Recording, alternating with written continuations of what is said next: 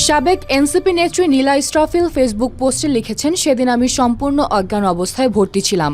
আমার নাম, পরিচয়, জীবনের গুরুত্বপূর্ণ সিদ্ধান্ত সবকিছুর উপর তখন আমার কোনো নিয়ন্ত্রণ ছিল না।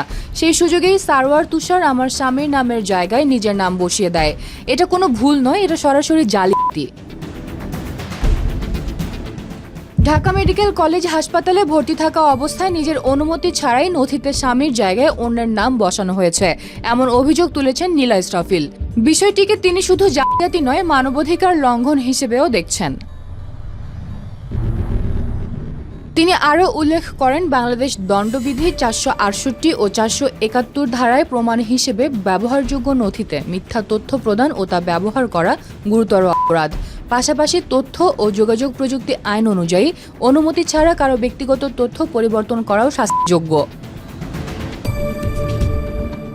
ঘটনার তীব্র প্রতিবাদ জানিয়ে তিনি 3 দফা দাবি জানিয়েছেন। ঘটনার পূর্ণাঙ্গ তদন্ত, দায়ী ব্যক্তির বিরুদ্ধে আইনের সর্বোচ্চ ব্যবস্থা এবং তার প্রকৃত তথ্য পুনঃস্থাপন। পাশাপাশি তিনি সতর্ক করেছেন, রোগীর অসহায় মুহূর্তে যারা এ ধরনের অপরাধ করে তাদের বিরুদ্ধে কঠোর আইন প্রয়োগ না হলে এমন ঘটনা আরও ঘটতে থাকবে। নীলা শেষ করেছেন একটি জোরালো বার্তায়, এটা শুধু আমার লড়াই নয়, এটা প্রতিটি মানুষের নিজের পরিচয়, মর্যাদা এবং অধিকারের জন্য লড়াই।